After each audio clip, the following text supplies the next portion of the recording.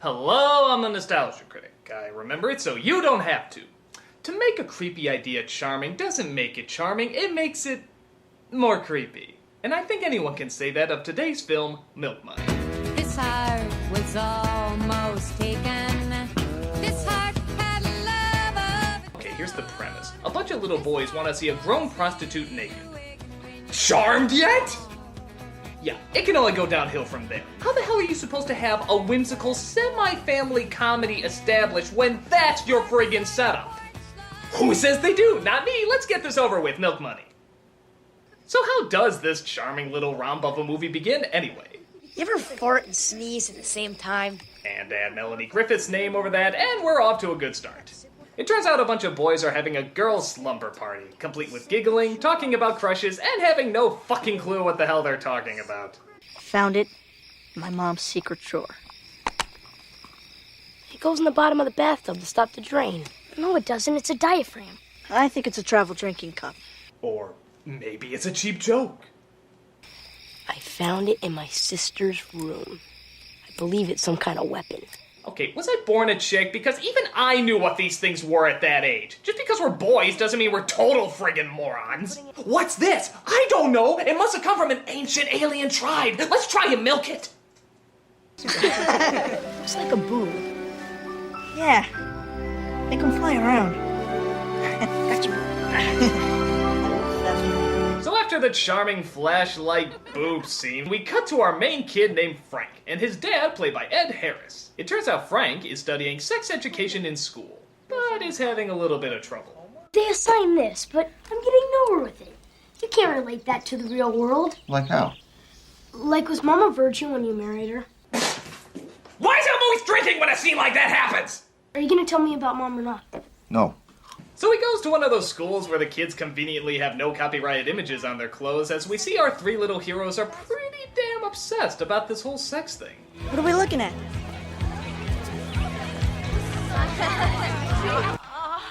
Oh, and they watch porn too, did I mention that part? What's that? I think it's an elbow. Will you stop cleaning? Why do you do that? My dad demands complete order and sanitation. Okay, here's the thing. If you want to talk about a kid's sexual discovery, that's fine. But they're doing it in such a cutesy way. Do it in an adult movie. This is not the right way to handle it. Oh, don't believe me? Don't believe me that's overly sappy and cutesy? Well, let's take a look at the three kids here. You got one kid always telling jokes, another kid who's concerned with being clean, and the last kid who's obsessed with his leather jacket and good-looking hair. Sound familiar? Everywhere you look. That's right. If you wanted to hear the equivalent of Full House talking about their sexual discoveries, get out of here before I kill you. I know a place where the girls are naked all the time. Where guys can see naked girls all they want 24 hours a day. The internet. It's all over the place. I don't believe such a place exists. Where is this? The city. They partake in screenwriting cliche number 562, breaking the piggy bank with a hammer when they simply could have just opened it, and they begin raising the money to go to the city to see a woman naked. They sell their videos, they sell their comics, they let girls pay to try their jackets on? That confuses me, I don't know. And they finally get up enough money to go to Randomville, where the prostitutes are many. We now come across screenwriting cliche number 235, the gangster in the tacky Hawaiian shirt and jewelry. Cash, where you going? You don't ask me that. You never ask me that. Never ask me about my painfully obvious business. It turns out he's the mobster slash pimp for Melanie Griffith's character V. Wouldn't that be a better movie? She's the kind of person the boys are looking for but don't know how to find. Really don't know how to find. How do we tell a prostitute from everybody else? Yeah, how do we know we're not asking a ballerina or a lawyer? Just gotta go for it. I'm sorry, but I refuse to believe that any group of boys can be this commendably dumb. I mean, this is beyond having no social skills. This is being an alien on another friggin' planet. Excuse me. Yes? Are you a prostitute? What? Well, if it's not a personal question... Oh! You guys need some help? I want to see a naked lady. Ooh, how much money you got? $103.62. That'll do it. Come on. Really? So now these kids are so stupid they don't even remember stranger danger? 'Cause that's taught to you in like kindergarten. Hell, even this guy looks like a cartoon mock-up of all those criminals you're not supposed to go with. Okay, backpacks. Oh! Luckily, Griffith happens to open the door right on his face in the middle of a job. You alright? Yeah.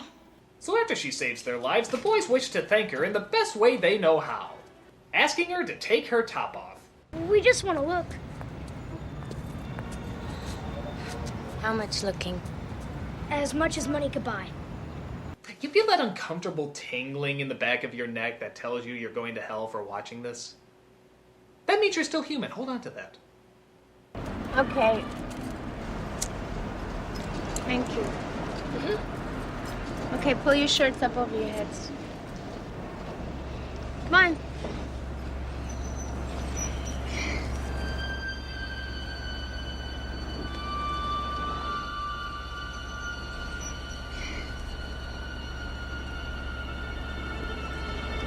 Okay, you're not hairy enough to be dangerous. I swear to God, this movie is a 5-star restaurant menu of wrong. I wouldn't mind so much, except we're only on the appetizers. So she takes him back to her apartment, and, well, guess what she does? What's the matter? I can't do it. I want to be a gentleman. Doesn't a gentleman bring enough for everybody? This is the greatest moment of my life.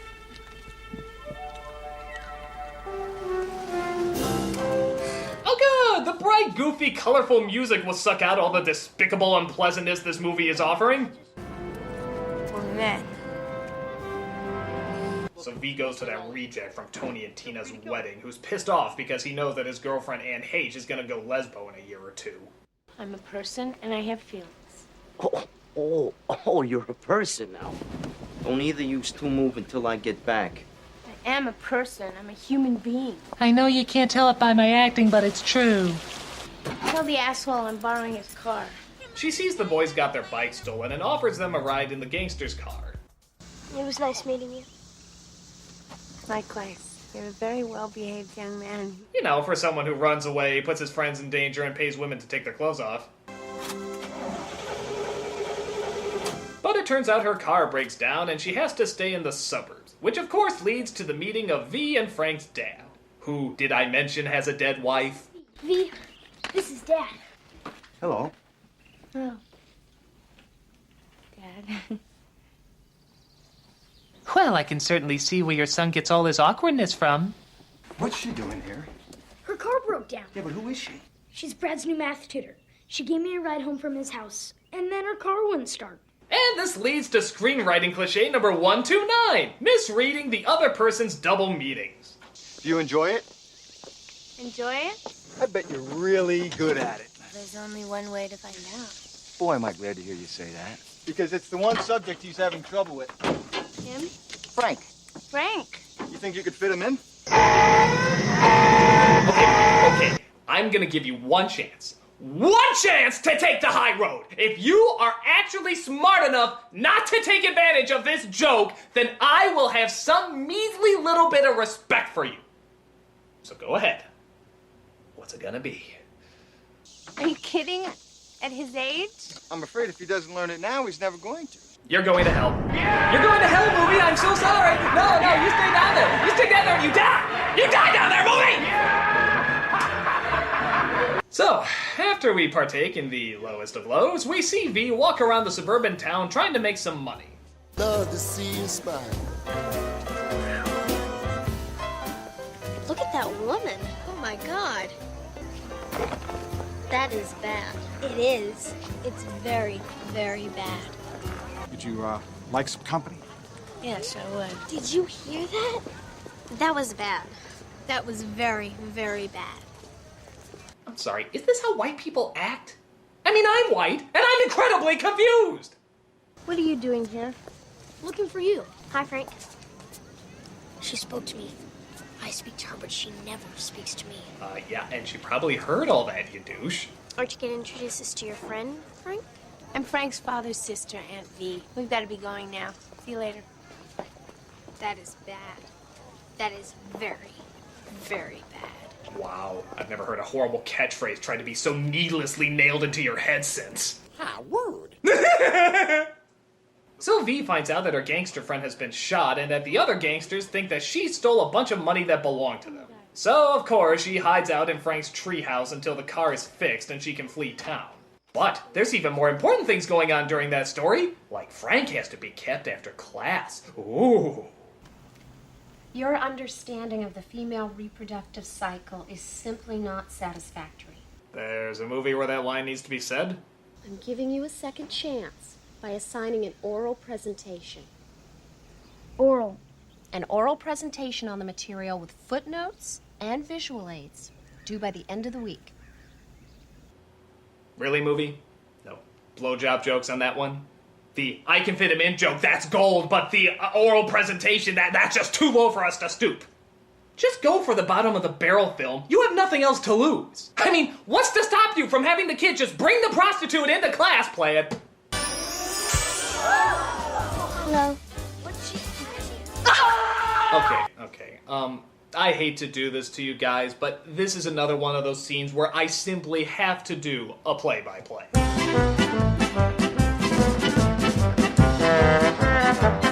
First of all, the kid knows he's doing wrong, so he knows he's gonna fail the assignment. So what's the point in doing it? An important biological function in child rearing as both a food source and headrest. Second, V is trying to hide out, isn't she? As in, not draw attention to herself? This kid is literally drawing attention onto her! Who wants me to go on? Third, I can understand the boys being excited by this, but why are the girls getting turned on? Are they looking to be little prostitutes too? Look at this girl, her reaction's priceless. This is a woman. Well, I'll be yes it is. Fourth, he's doing this presentation for his teacher, and yet he actually locks the teacher out of the classroom. Well, if she can't see it, why are you doing it? She can clearly see you're doing wrong, so you're gonna get in trouble anyway. Why'd you even lock her out? Fifth, and most importantly, even though he locked his teacher out of the classroom, brings a prostitute to class, and violates God knows how many school codes and laws in doing it, there are no repercussions for this! Absolutely none! He's never punished. His father's never called. The news never leaves the classroom. V is never questioned. The kid doesn't even get fucking detention.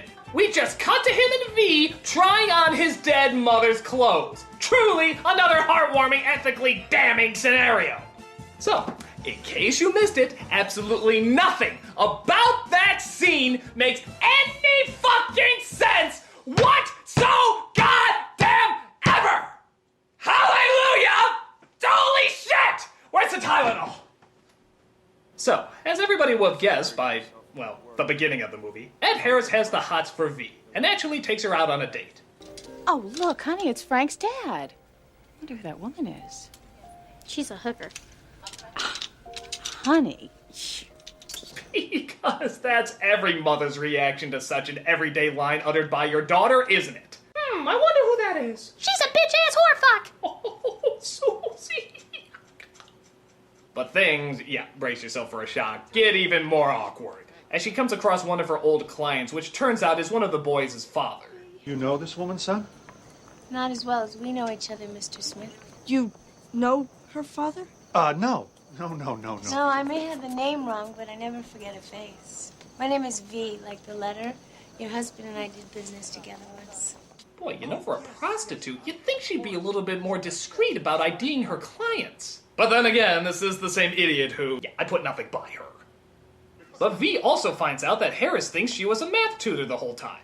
And so she decides to tell him the truth about the treehouse and her real job. What, may I ask, are you doing living in my son's treehouse? Take off your pants and I'll tell you. Why do I have to take off my pants? Because in my experience, men are better listeners when they're not wearing pants. And I have something personal to tell you, and I don't want you to be able to get away. Okay. I'm sorry, lady, you know that things can be done with your clothes on, right? I mean, this is not a new phenomenon. Just because 90% of what you do is with your clothes off doesn't mean everybody else is. I'm a prostitute. Men pay me to have sex with them, okay? Well, then what, may I ask, are you doing teaching math to 7th graders? Bruce Wayne, why are you dressed up like Batman? My son bought me a hooker? No, he didn't buy me for you. Oh, what a relief. He just wants me to marry you. No, okay, well that makes it better. So he climbs down the treehouse and decides to have a conversation with his son. With his pants still off. Okay, that's it, I'm convinced. This kid's gonna grow up to be Denny from The Room. The social awkwardness, the sexual frustration, his backstory's filled in. We now know why he's so scary. Of course, because this is contrived city. They patch things up and now he's dating a whore. Good for him. But suddenly, one of the mobster bosses, played by Malcolm McDowell, gets informed of her location and goes after her. You saw her in Middleton. Middleton? He hung up. Oh, of course, he hung up. Well, she shouldn't be too hard to find. We filled around for a while with other travellers of the night. What we were after now was the old surprise visit. That was a real kick, and good for laughs and lashings of the old ultra-violent. He happens to enter right into the store that V happens to be shopping in, and even though he's standing right next to her, he doesn't manage to pick her out. This is why you send hitmen to do your dirty work, you schmuck. They actually can tell a woman from the exact same woman wearing sunglasses. So V tries to flee town because her life is in danger, but heck, not after showing up to Frank's sock hop. Bring the danger to the children, I always say. Ed Harris tries to meet up with her, but unfortunately McDowell recognizes her car more than he does her and follows him. What are you gonna do? I'm going to the sort-up. Oh, I'm sorry. I don't think they have a sort-up here. You might want to go on the eight to the oh. So everybody meets up at the sort-up, and they have themselves a little fight. We then partake in screenwriting cliché number 33, the kid shouting yes. Yes! Right before we take part in screenwriting cliché number 246, the little kid's comedically driving a car. The wheel falls off, and yet somehow they're still able to keep driving straight and then suddenly turn, outwitting the bad guy as V escapes. We see later that she goes to the crime boss of the crime boss, I guess, and sees if she can get out of working for them. Now, of course, this has to be a very risky, very hard-to-do process, or else she clearly could have just done this from the beginning. I went out. Goodbye, my child. Well, to say that was disgustingly easy would be an insult to those who work hard to do things that are disgustingly easy. But wait! What about Ed Harris? Oh, apparently he chained himself to a chair to stop a big hunk of wetland from being bulldozed. This was probably explained while you were marveling over the stupidity of the other scenes, so we most likely missed it. When this place goes, part of me goes with it. I'll go to jail. Tom, you're under arrest. Dad! Sorry, boy. Wet pieces of grass mean much more to me than ever trying to raise you as my son. Didn't look like I was doing a very good job anyway. Forget it, Charlie. He's got the right to do any damn thing he pleases. What's going on here? It's a deed to the wetlands in my name. That's right. It turns out V found the stolen money that was hidden in the car and used it to preserve the piles of mud from being destroyed. And to make it up to her, he's gonna name the wetlands after her. It's wet, smelly, and full of algae, so it just seems logical. Tell me I'm worth waiting for. You're worth much more than that. And just when you think this movie couldn't possibly give you any worse writing... You know what? There is a place you can touch a woman that'll drive her crazy. Where? Her heart. My God, did you see that? Holy smokes! If you slow it down really carefully, you can see the devil actually trying to escape through that line. Wow, now that's literally ungodly horrendous. So that's Milk Money, a creepy premise with a creepy delivery. I don't know, maybe if this was made in France as an independent film with a hard R, maybe something could have come from this. But as the quirky little comedy that gives a shrug at every joke, it's pretty unforgivable. You feel uncomfortable watching it and just wonder what the hell's gonna happen to these dirty little people a few years from now. Well, for most of them. It's not funny, it's not charming, it's just sick. So the next time a kid tries to bring a prostitute into your classroom, just remember, it could be Melody Griffith. I'm the nostalgia critic guy, remember it, so you don't have to. This heart was almost taken. This heart had love of its own. This heart was reawakened when you came along. This heart was born feet running. I'm going to the sock-up. Lei è una prostituta? Cosa?